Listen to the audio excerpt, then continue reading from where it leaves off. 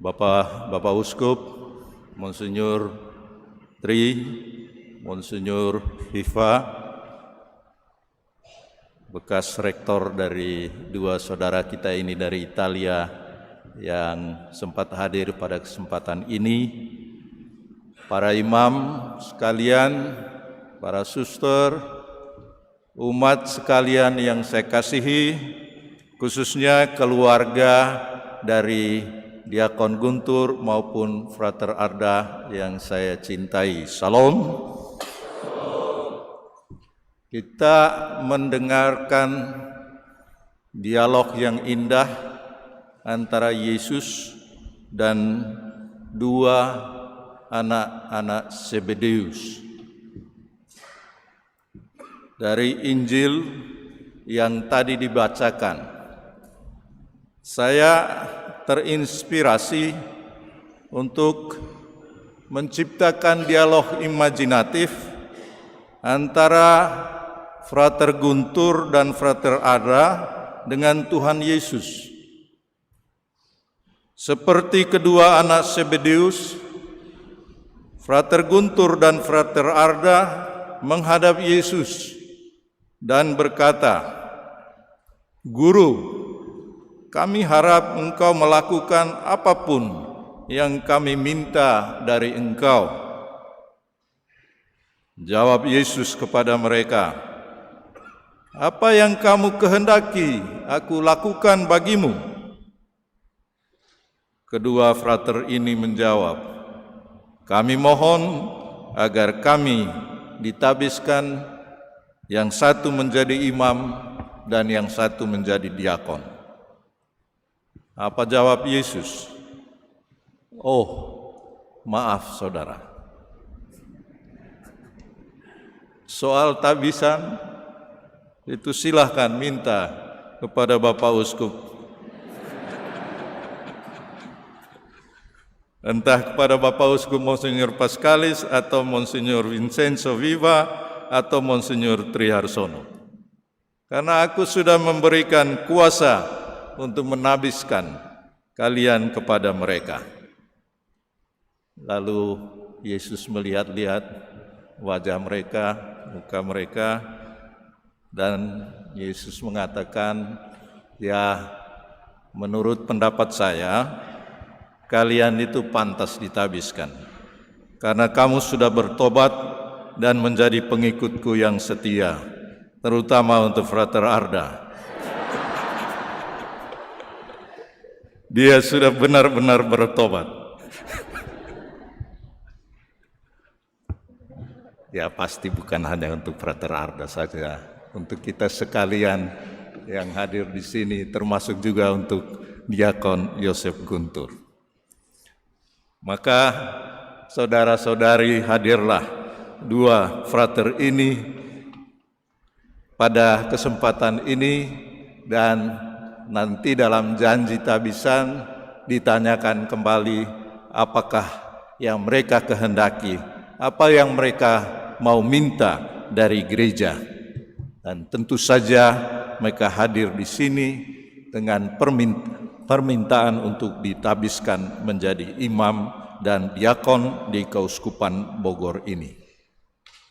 Umat sekalian yang dikasihi, kalau Yesus sendiri mengizinkan kedua frater ini ditabiskan, siapakah saya untuk menolaknya? Hanya kami menjawab permohonan mereka dengan menegaskan kembali sabda Tuhan Yesus ini. Barang siapa ingin menjadi besar di antara kamu, hendaklah menjadi pelayan. Barang siapa ingin menjadi terkemuka di antara kamu, hendaklah dia menjadi hamba untuk semuanya.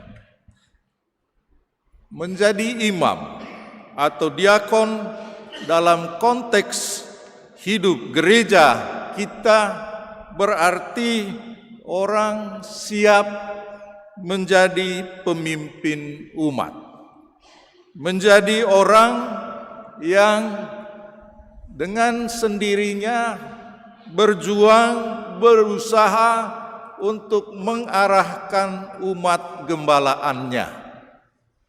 Dia bukan lagi hidup hanya untuk dirinya sendiri, untuk memikirkan dirinya sendiri, tetapi dia harus siap untuk menjadi pemimpin yang mengarahkan, yang memberi perhatian kepada umat gembalaannya.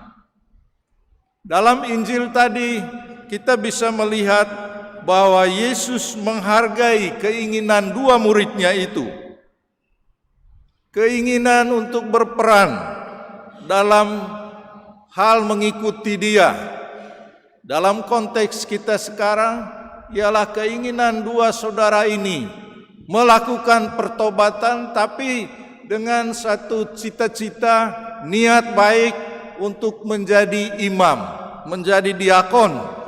Dan dalam konteks hidup menggereja kita, seorang imam ataupun diakon, dia adalah yang diangkat, diutus oleh Bapak Uskup untuk menjadi pemimpin. Memimpin umat di parokinya, memimpin umat di tempat-tempat tugas yang diberikan, dipercayakan kepadanya. Maka dengan demikian sebagai pemimpin boleh dikatakan dia menjadi orang yang terkemuka, menjadi orang yang besar dalam tanda petik. Karena apa? Karena Yesus menegaskan bahwa menjadi orang besar dalam kacamata, dalam perspektif Yesus adalah menjadi pelayan, menjadi hamba untuk semua orang. The servant leader, lead to serve. Artinya kita bukan lagi orang yang tidak mau tampil di hadapan umat. Tampil bukan juga untuk menampilkan diri kita sendiri, tetapi tampil dengan tugas yang diberikan untuk melayani dengan semangat pelayanan sebagai hamba dari segala hamba. Maka saya harap umat sekalian yang mendengarkan firman ini meminta kepada para pastornya, jadilah pelayan, jadilah hamba, bukan dalam artian yang diperhamba, tapi dia yang siap untuk memberikan pelayanan kepada umat gembalaannya. Siapa yang menyuruh ini? Siapa yang mau supaya menjadi pelayan itu? Ya Tuhan sendiri, dan orang sendiri mau menjadi pelayan itu. Dan itu kita semua akan dengar dalam janji mereka tatkala akan ditanyakan, apakah Anda mau menjadi pelayan Tuhan? Apa yang kamu mau minta dari gereja? Nah, saudara dan saudari, pemimpin yang melayani mestilah memiliki kemampuan untuk mendengarkan umatnya, kemampuan untuk juga memberi perhatian, punya empati kepada umatnya, juga kemampuan untuk melakukan healing, penyembuhan luka-luka batin yang ada di tengah-tengah umat kita, mungkin juga di tengah-tengah para imam, membantu sesama, dan juga kemampuan untuk berkomitmen agar orang lain itu bertumbuh, berkembang menjadi lebih baik. Kalau dia sebagai imam, sebagai diakon adalah orang yang baik, maka dia punya tugas untuk menumbuhkan, mengembangkan agar umatnya juga bertumbuh berkembang menjadi lebih baik dalam hal imannya kepada Allah, dalam hal relasinya dengan sesama manusia, dan juga tentu saja dalam relasinya dengan alam semesta ini. Itulah komitmen yang harus dibangun oleh seorang imam yang melayani. Dia bukan hidup bagi dirinya sendiri lagi, bukan lagi hidup hanya untuk keluarganya, tetapi dia hidup bagi Tuhan dalam bentuk pelayanan kepada sesamanya. Para imam, calon tertabis, serta umat yang dikasihi. Seorang imam tertabis dianugerahkan martabat untuk memimpin. Sekali lagi, bukan menguasai. Sebab melalui pencurahan roh dan pengurapan dalam peristiwa tabisan ini, dia diberi kuasa untuk memimpin. Orang yang ditabiskan itu diambil dari tengah keluarganya, dari tengah umat parokinya. Maka kita bersyukur bahwa hari ini keluarganya Diakon Guntur hadir bersama kita di sini. Dan mereka sudah menyerahkan kepada keuskupan. Silakan Bapak Uskup, ini anak kami persembahkan untuk gereja. Jangan tarik-tarik lagi dia ke keluarga ya. Demikian juga Diakon Arda, calon diakon ini. Jadi keluarganya hadir di sini dan mereka sudah menyerahkan untuk bersama dengan Bapak Uskupnya ikut dalam karya penggembalaan di keuskupan ini. Jadi mereka memang diambil dari keluarga. Mereka udah punya relasi, mendapat pembinaan, pendidikan dari keluarganya, kemudian dalam perjalanan waktu di parokinya, dan akhirnya dia menyerahkan dirinya untuk menjadi pemimpin. Maka saya mengajak baik Diakon Guntur maupun calon diakon kita Frater Arda harus menyadari saya adalah pemimpin, disiapkan untuk memimpin. Sekali lagi, bukan menguasai. Memimpin dalam perspektif Yesus. Saudara dan saudari, memimpin umat dalam konteks sinode para uskup sekarang ini berkenaan dengan pesan Paus Fransiskus itu adalah memimpin dalam konteks membangun gereja sinodal. Para imam dan diakon diangkat, diutus untuk membantu uskup diosesan di gereja lokal untuk mengembangkan gereja kita ini menjadi gereja yang sinodal, gereja yang berjalan bersama, gereja yang memberikan perhatian pada persekutuan, komunion, pada participation, dan pada misi bersama. Maka dalam konteks memimpin, kalian diberikan tugas untuk memimpin agar umat melakukan persekutuan, jalan bersama untuk hidup dalam persekutuan yang penuh bersaudara, yang saling membantu satu sama lain. Juga membangun persekutuan dalam kolegialitas sesama imam. Janganlah kita saling mengabaikan hidup bersama, unio bersama kita di Keuskupan Bogor ini. Kita dituntut untuk membangun persekutuan. Ya dari antara para imam sendiri kita harus memulai. Maka saya minta bertobatlah para imam yang seringkali tidak ikut dalam pertemuan-pertemuan unio. Karena disitulah kita mengungkapkan secara konkret, inilah persekutuan kami. Karena kalau tidak kita hanya omong, saya masuk dalam persekutuan Unio Bogor, tetapi saya tidak pernah ikut serta memberikan pemikiran. Bukan hanya pemikiran, tapi kehadiran kita. Dan untuk imam baru, saya minta perhatian itu. Juga para seminaris, calon-calon imam Keuskupan Bogor ini. Kita membangun persekutuan.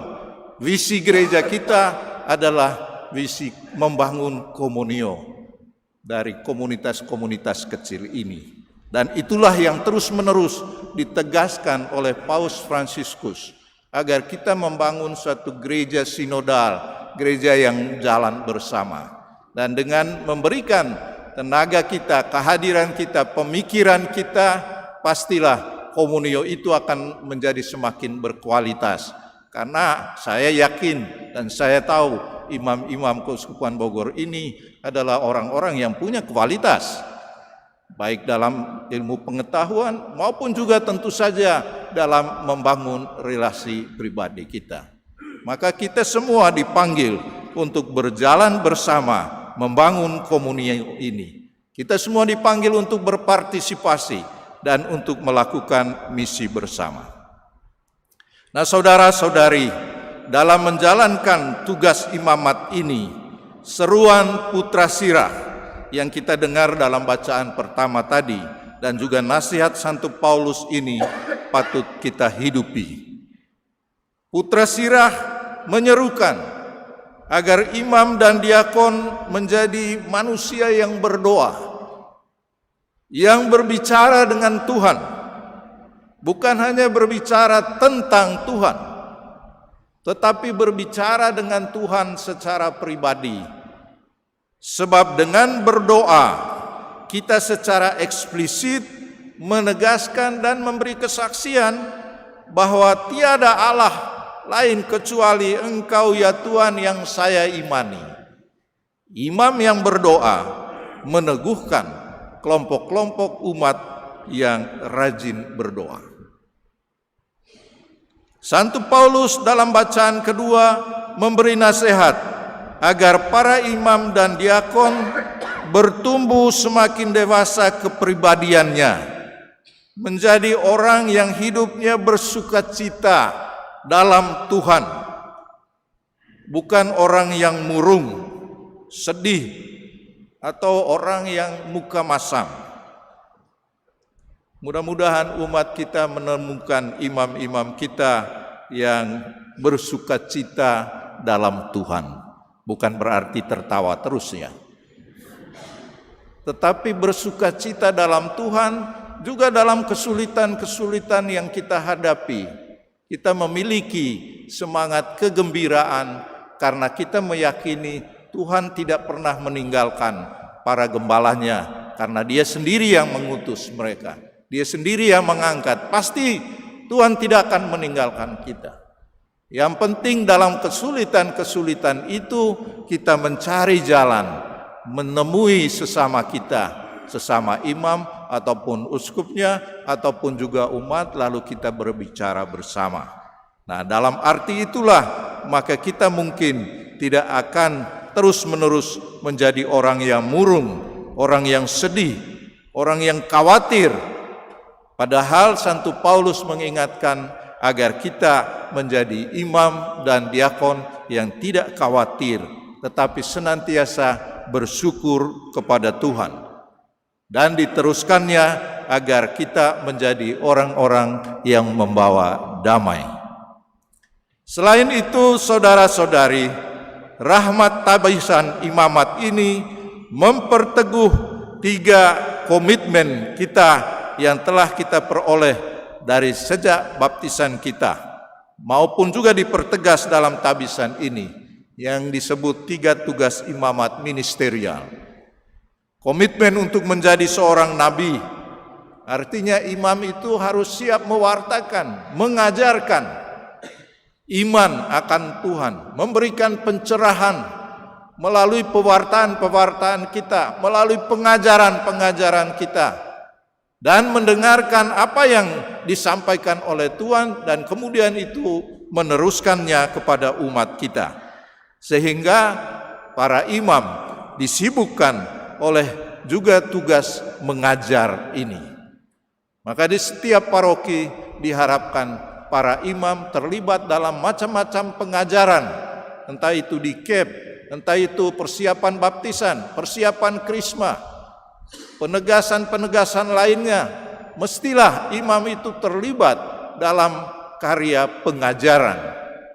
Dan itu semua bagian dari pelayanan. Demikian juga imam mempunyai komitmen untuk menguduskan umat dan dirinya melalui pelayanan-pelayanan liturgi dan doa-doa. Pelayanan sakramen, terutama Ekaristi, mesti dilaksanakan dengan sungguh-sungguh, dan juga pelayanan sakramen-sakramen lainnya. Maka dalam hal ini memang semangat melayani itu amat dituntut.